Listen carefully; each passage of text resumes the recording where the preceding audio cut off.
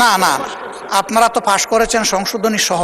মাননীয় স্পিকার, এটা কি সংশোধনী সহ পাশ হয়েছে নাকি সংশোধনী ছাড়া পাশ হয়েছে?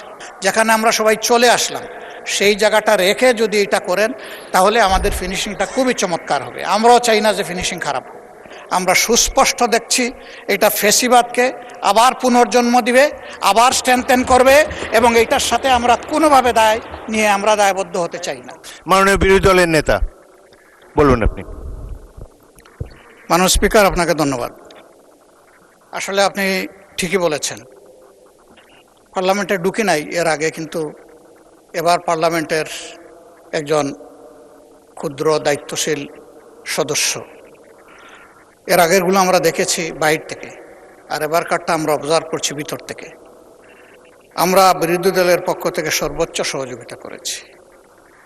এর আগে একটা বিলে আমাদের কথা ছিল, কনসেনসাসের ভিত্তিতে সহযোগিতা চেয়েছেন ট্রেজারি বেঞ্চের দায়িত্বপ্রাপ্ত একজন মন্ত্রী, আমি তাকে সম্মান জানাই। এরপরের বিলে কিন্তু আমরা সহযোগিতা করেছি, এরপরেও সহযোগিতা করেছি। আমাদের আপত্তি ছিল যে টেবিলের উপরে এইমাত্র আসছে, আমরা কিছুই দেখতে পারি নাই। আমরা ওই কনসেনসাসের উপরে আমরা রেসপেক্ট আমরা রেখেছি, সেটা আমরা রাখতে পারলাম। এই আপনার সভাপতিত্ব হয়েছে, আমরা সেটা রাখতে পারলাম, কিন্তু আমাদের একটা ন্যায্য এই দাবি, যেটার সাথে সবার ব্যক্তিগত আবেগ, চিন্তা এবং কন্ট্রিবিউশন, স্যাক্রিফাইস জড়িত। JBS হোল্ডিংস লিমিটেড, সেটা একটু সরকারি দল পারেন না একটু রিভিউ করতে? তারা একটু মন বড় করে বলতে পারেন, ঠিক আছে এজ ইট ইজ আমরা এখন পাস করে নিলাম, ভবিষ্যতে অধিকতর সংশোধন দরকার মনে করলে আবার আমরা বিলেন সেটা পারি। কিন্তু না না, আপনারা তো পাশ করেছেন সংশোধনী সহ। মাননীয় স্পিকার, এটা কি সংশোধনী সহ পাশ হয়েছে নাকি সংশোধনী ছাড়া পাশ হয়েছে? সংশোধনী সহ পাশ হয়েছে। এই জন্যই আমি বলছি যে আপনারা ওই অংশটা বাদ দিয়ে কনসেনসাসের রেসপেক্টের জায়গা, আস্থার জায়গাটা, যেখানে আমরা সবাই চলে আসলাম সেই জায়গাটা রেখে যদি এটা করেন তাহলে আমাদের ফিনিশিংটা খুবই চমৎকার হবে। আমরাও চাই না যে ফিনিশিং খারাপ হোক।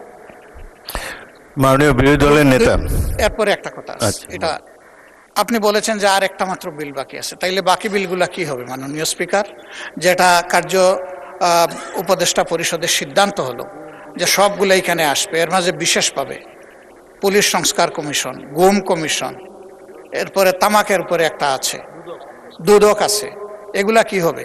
এগুলা তো ভাইটাল কনসার্ন আমাদের। যদি এগুলা কোনো আলোচনা এখানে না হয় তাহলে আমরা কি শুধু ওই বিলগুলা কনসেনসাসের এগুলোই পাশ করার জন্য এখানে বসে থাকবো? কারণ ওইগুলোর সাথে গোটা ফেসিজম জড়িত ছিল। সেই ফেসিজমের রুটগুলা যদি রেখে আমরা এখান থেকে বিদায় নেই তাহলে আমরা আমাদের দায়িত্ব, বিবেক এবং জনগণের কাছে আমরা দায়বদ্ধ হয়ে যাব। আমরা সে দায় কেন নেব? এই জন্যে আপনার মাধ্যমে আমরা স্পষ্ট জানতে চাচ্ছি এই সবগুলা বিল আসবে কিনা, এটা আগে আমাদের জানা দরকার। আর আমি যেটা অনুরোধ করেছি, যদি তারা বড় মনের পরিচয় দিয়ে কনসেনসাসের জায়গাটাকে রেসপেক্ট করেন, আমরাও রেসপেক্ট করার চেষ্টা করব। ধন্যবাদ মাননীয় স্পিকার। মাননীয় বিরোধী দলের নেতা, মাননীয় আইনমন্ত্রী কিন্তু বলেছেন যে যে বিলটা পাশ করা হলো এটা তারা রিভিউ করবেন, প্রয়োজন হলে আগামী সংসদে নতুন করে বিল নিয়ে আসবেন, সেটা তিনি বলেছেন। সুতরাং আপনার প্রথম প্রশ্নের সমাধান উনি উত্তর দিয়েছেন। দ্বিতীয় যেটা, সেটা মাননীয় আইনমন্ত্রী বলতে পারেন। আমাদের সংসদের সামনে বিশেষ কমিটির রিপোর্ট আছে, সেই রিপোর্টের 46 নম্বর পেজে যদি আমরা যাই, সেখানে বলা আছে সংসদে এখনই বিল আকারে উত্থাপন না করে পরবর্তীতে যাচাই বাছাই করে অধিকতর শক্তিশালী করে নতুন বিল উত্থাপনের সুপারিশ করেছে এমন 16টি অধ্যাদেশের তালিকা। মাননীয় স্পিকার, স্পষ্ট আমরা বিশেষ কমিটির রিপোর্টের বাইরে এখনো যাইনি। বিশেষ কমিটির report is self explanatory, it self demonstrates that যে আমরা এই অধ্যাদেশগুলো, এই আইনগুলো আমরা অধিকতর যাচাই বাছাই করে পরবর্তীতে বিল আকারে আনব। যে কারণে আর্টিকেল 93 অনুসারে এই রিপোর্টটার এই অংশটা লেখা হয়েছে আর্টিকেল 93 অনুসারে, যেখানে বলা হচ্ছে কোনটা যদি অধ্যাদেশ আকারে না আসে তাহলে ওইটা ল্যাপস করবে।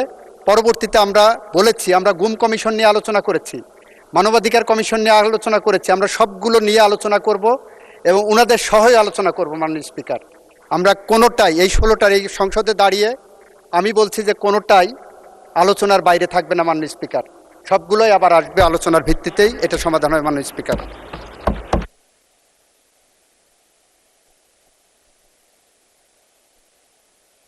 মাননীয় বিরোধী দলের নেতা, আর ইউ স্যাটিসফাইড?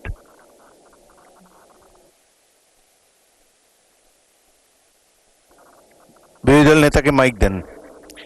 মাননীয় স্পিকার, আপনাকে ধন্যবাদ। একই কথা তো আমাদের আইনমন্ত্রী আরেকবার বলেছে। আমাদের হাতে এই রিপোর্টটা আসার পরেই কিন্তু দ্বিতীয় দফা কার্য উপদেষ্টা পরিষদের মিটিংটা হয়েছে এবং সেখানে থ্রেড বেয়ার এই বিষয়ে আলোচনা হয়েছে।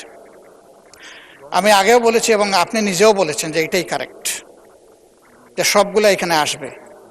এখন তিনি তাইলে এর বাইরে যাচ্ছেন কেন? তাইলে তো কোনো কনসেনসাসই থাকছে না। তাইলে এই কার্য উপদেষ্টা কমিটির বৈঠকের পজিশনটা কি থাকবে সেটা তো ওখানেই বলতে পারতেন, আপত্তি দিয়ে ওটা আপনি সেইভাবে রুলিং না দিতে পারতেন। তখন আমরা আমাদের কি কর্মপন্থা নেব সেটা আমরা ঠিক করতাম বিরোধী দল হিসাবে। এখন তো আমরা একটা ইনডিসিশনে পড়ে গেলাম। আমাদেরকে তো এইভাবে ইনডিসিশনে বলার অধিকার তো নেই। আমি আবারও জোরালো দাবি জানাবো, সবগুলা যদি ডেফার হয় এখানে আলোচনা হয়ে ডেফার হবে। আলোচনা না হয়ে যদি কোনো কিছু ল্যাপস করতে হয়, আমরা সুস্পষ্ট দেখছি এটা ফেসিবাদকে আবার পুনর্জন্ম দিবে, আবার স্ট্রেনথেন করবে এবং এইটার সাথে আমরা কোনোভাবে দায় নিয়ে আমরা দায়বদ্ধ হতে চাই না। একেবারেই আমাদের কথা এই ব্যাপারে ক্লিয়ার।